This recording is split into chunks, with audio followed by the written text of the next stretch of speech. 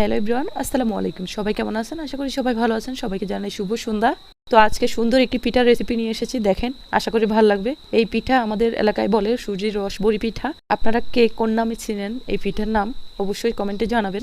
তো আমি এখানে 4টা ডিম ভেঙে নিয়েছি, স্বাদ মতো লবণ দিয়ে দিচ্ছি। আমি এখানে 4 চামচ চিনি দিয়েছি, আপনারা আপনাদের স্বাদ অনুযায়ী দিবেন। 1 চামচ ভ্যানিলা এসেন্স দিয়েছি। ভ্যানিলা এসেন্স অপশনাল, যারা ডিমের গন্ধ পছন্দ করেন না তারাই দিবেন। এখন আমি সব মিক্সড করে নিব। এখানে আমি 250 গ্রাম সুজি নিয়েছি।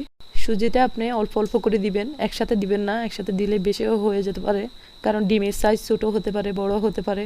এখানে আমার ডোটা এরকম হয়েছে, এখন আমি রেস্টে রেখে দিব। তো আমি এখানে ডোটা 30 মিনিটের মতো রেস্টে রেখে দিয়েছি। এখানে আমি 1 লিটার দুধ নিয়েছি, 4 চামচ চিনি দিয়েছি। এই পিঠার দুধটা আমি বেশি উতলাবো না, হালকা একটু উতলাবো। উতলায় ঢাকনা দিয়ে ডেকে দিলাম। অন্যদিকে দেখেন আমি 30 মিনিট পরে আসছি, সুজি এখন ফুলে গেছে। তো আমি পাইপেনে অল্প একটু তেল দিয়ে পর্যায়ক্রমে সবগুলো ভেজে নিচ্ছি। লো টু মিডিয়াম আছে ভাজতে হবে, যেন সুজিগুলো পুড়ে না যায়, কারণ সুজি যেহেতু বেশি জাল দিলে এটা পুড়ে যাওয়ার সম্ভাবনা বেশি থাকে। তো দেখেন আমার কালারটা কত সুন্দর এসেছে, মাশাআল্লাহ। আমি বেশি ভাজি নাই কিন্তু।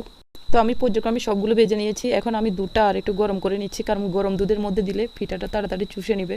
তো এখন আমি পিঠাটা দিয়ে দিব, যেহেতু দুধ গরম হয়ে গেছে। পিঠা দেওয়া শেষ হলে চামচ দিয়ে একটু চাপ দিয়ে দিবেন, যেন ভিজে যায় এপিট উপিট ভালো করে। এখন আমি 30 মিনিটের জন্য ঢাকনা দিয়ে ঢেকে দিব। তো দেখেন 30 মিনিট পরে আমি আসলাম। এখন দেখি যে পিঠাগুলো ফুলে অনেক বড় বড় হয়ে গেছে, মাশাআল্লাহ। একদম রসের টইটম্বুর হয়ে গেছে। এখন আমি সার্ভ করব। সার্ভ করার সময় আমি একটু দুধের গুঁড়া দিয়েছি, যেন দেখতে সুন্দর লাগে। আমার রেসিপিটি যদি আপনাদের ভালো লাগে, বাসায় একবার হলো ট্রাই করবেন। আর ভিডিওটা ভালো লাগলে লাইক কমেন্ট শেয়ার করে দেবেন প্লিজ। আল্লাহ হাফেজ। Thanks for watching.